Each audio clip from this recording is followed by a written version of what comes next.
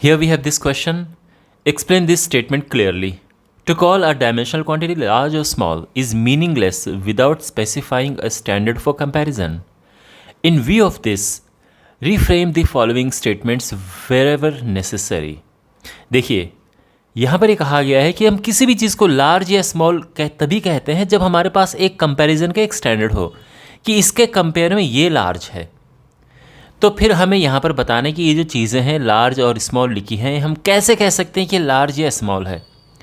तो देखो, सिंपल बात ये है कि आपकी उम्मीद, आपका जो एक्सपेक्टेशन है, आपकी जो सोच है, या आप अपने आमने अगल बगल जो चीज़ें देखते हैं उनके साइज़ देखते हैं, अगर उनके कंपैरिजन में कोई चीज़ आपको बहुत बड़ी दिख जाती है तो आप कहते हो कि ये बड़ी है, और छोटी दिखती है तो आप, अब फॉर एग्ज़ाम्पल अगर कोई घर है 2, 3, 4 स्टोरी का है तो आप नॉर्मली कहते हो, आप ये नहीं कहते कि ये बहुत ही ज़्यादा ऊंची बिल्डिंग है।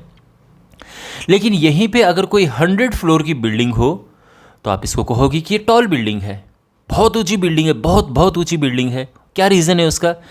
रीज़न ये है कि आपने अपने आसपास में बस 1, 2, 3, 4 फ्लोर की बिल्डिंग देखी होंगी, और फिर अचानक से आपको ये दिख जाए तो आप कहोगे इसको टॉल है। मान लो कि कोई पर्सन ऐसी शहर में है, ऐसी सिटी में है, मान लो कि उसने ज़िंदगी में हमेशा ऐसे ही बिल्डिंग देखी 100 फ्लोर की, कभी कोई और बिल्डिंग नहीं देखी, तो उनको तो यही लगेगा ना कि ये नॉर्मल स्टैंडर्ड साइज़ है। कभी जीवन में अगर वो इतनी ही ऊंची बिल्डिंग देखेंगे तो उनको बिल्कुल सरप्राइज़ नहीं होगा कि ये बिल्डिंग का साइज़ इतना ज़्यादा कैसे है। आप समझ रहे हैं?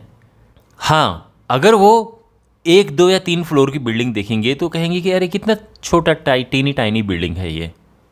अब आप समझ गए कि हम किसी चीज़ को लार्ज या स्मॉल कहते हैं आसपास जो हम देखते हैं उसको उसके साथ कंपेयर करके। अब जो हम कहते हैं कि प्लैनेट्स हैं, स्टार्स हैं, ये साइज़ में बहुत बड़े होते हैं, तो किसके कंपेयर में बड़े होते हैं? भाई बहुत बड़े हैं तो जैसे हमारे पास एक कोई क्रिकेट बॉल है, फुटबॉल है, तो उसके कंपैरिजन में वो बहुत बड़े हैं। अगर हम एटम की बात करें या माइक्रो ऑर्गेनिजम्स की बात करें, वो बहुत छोटे होते हैं, बहुत ही टाइनी होते हैं। किसके कंपैरिजन में टाइनी होते हैं? अगेन, जो हमारे पास चीज़ें हैं, आसपास की चीज़ें हैं, एक छोटा सा पत्थर है या अगेन कोई बॉल है, उसके कंपैरिजन में बहुत छोटे हैं।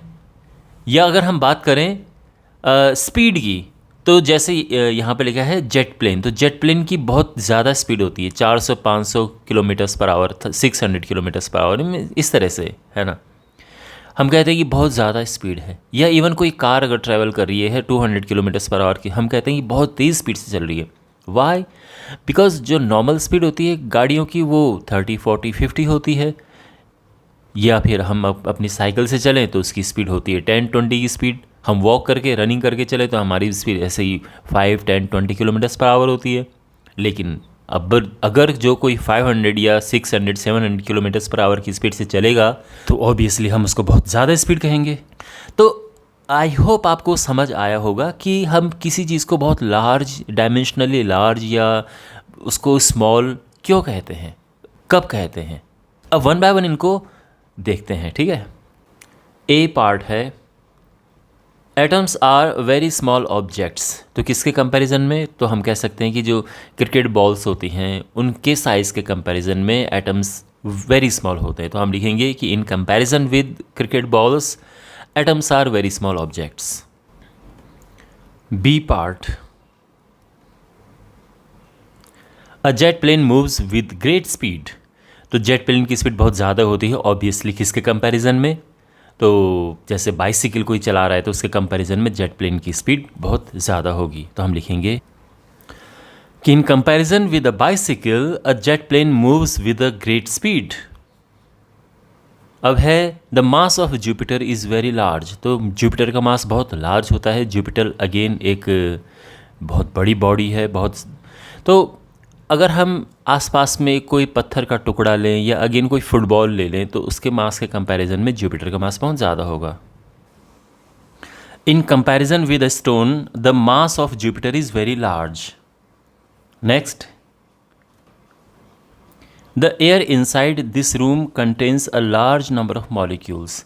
तो लार्ज नंबर ऑफ मॉलिक्यूल्स, देखो मॉलिक्यूल्स तो मिलियन, बिलियन, ट्रिलियंस में, उससे भी कई ज़्यादा होते हैं। तो ये बहुत ज़्यादा नंबर है। अगर हम किससे कंपेयर करें कि नॉर्मली एक रूम में कुछ लोग हैं, तो हम ये लिखेंगे कि in comparison with the number of people in this room the air inside this room contains a large number of molecules. तो इस तरह से हम लिखेंगे। हम यहाँ पे number of people in this room की जगह पे number of objects in this room कह सकते हैं, number of furniture items in this room कह सकते हैं। तो ये है। अब ये नंबर ऑफ़ पीपल क्या होते हैं, एक रूम में ज़्यादा ज़्यादा 10, 20, 50 लोग आ सकते हैं। स्टूडेंट्स की बात करें, जो कभी कभार कोचिंग क्लास में बहुत ज़्यादा बच्चे हो जाते हैं, तो 100, 200, 300 है ना। लेकिन उसी रूम की अगर बात करें, नंबर ऑफ़ जो पार्टिकल्स हैं, नंबर ऑफ़ मॉलिक्यूल्स रूम में हैं एयर के, तो वो कितने सारे होते हैं उसमें, वो तो 10 की पावर 23 के ऑर्डर में होते हैं। सोचो ये तो कितने ट्रिलियन ऑफ ट्रिलियंस हैं, तो इसीलिए ये बड़ा नंबर होता है। ई पार्ट है, a proton is much more massive than an electron. अब यहाँ पे तो खैर केवल इन दोनों का आपस में कंपैरिजन है, ये यहीं पे एक इलेक्ट्रॉन के साथ उसका कंपैरिजन दिया है। तो देखो, प्रोटॉन का साइज़ इलेक्ट्रॉन के साइज़ से होता है 1837 टाइम्स ज़्यादा।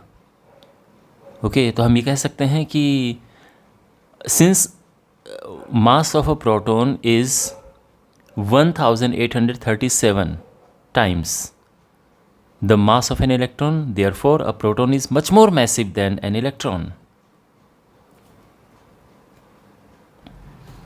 तो यहाँ पे ये पूरा डिटेल में आंसर लिखा है, since the mass of a proton is 1837 times the mass of an electron, therefore a proton is much more massive than an electron. It is similar to the situation a 100-story building is much more massive than a duplex. Duplex means जो 2 story का building होता है, that is a duplex. तो उससे compare करें तो 100-story building is much more massive. And finally, the speed of sound is much smaller than the speed of light. तो speed of sound होती है 343 मीटर्स पर second in air I am talking about. Okay, speed of light होती है 3 × 10⁸ metre पर second. तो आप देख रहे हैं ये कितना ज़्यादा है ये। तो यहाँ पर वही हम लिखेंगे कि speed of light is this and speed of sound is this. So speed of light is approximately 10⁶ times, यानी 10⁶ से लगभग 1,000,000 हो गया, और almost 1,000,000 times the speed of sound. So we can say that speed of sound is much smaller than the speed of light. तो इस तरह से हम लिखेंगे speed of sound is approximately 343 metres पर second in air, and speed of light is approximately this much in air.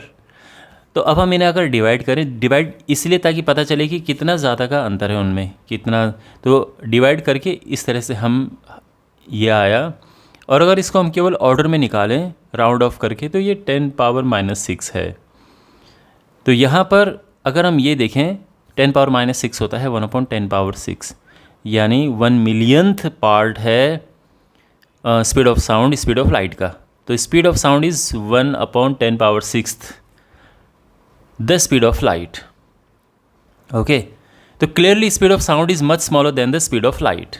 और अगर हम अपने आसपास कोई मिलता जुलता एग्जाम्पल लें तो हम कह सकते हैं कि in a similar situation the speed of a cheetah is much more than the speed of a tortoise. I hope आपको ये सोल्यूशन समझ आ गया होगा प्रॉपरली किस तरह से लिखना है।